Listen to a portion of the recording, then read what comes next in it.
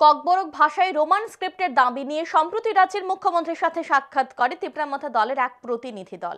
তিপ্রামাথার প্রতিনিধি দল মুখ্যমন্ত্রীর সাথে সাক্ষাৎ করার পর সাংবাদিক সম্মেলন করে জানায়, ককবরক ভাষায় রোমান স্ক্রিপ্ট নিয়ে রাজ্যের মুখ্যমন্ত্রী আন্তরিক।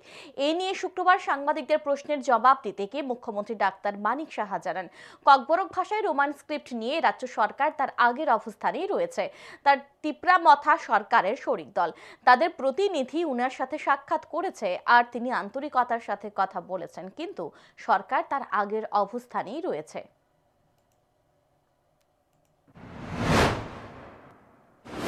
একজনের সাথে কথা বললে এটার মধ্যে আন্তরিক যে কেউ আসতে পারে, তো কথার মধ্যে আন্তরিকতা থাকা উচিত, ঠিক না? এটার সাথে যেভাবে নিউজ পেপারে বেরিয়েছে, আন্তরিকের অর্থ এই না যে স্ট্যান্ড আমাদের আছে সেই স্ট্যান্ডটা আমরা থাকি, ঠিক না? এটার সাথে আন্তরিকতার সাথে এটার সাথে সম্পর্ক নেই।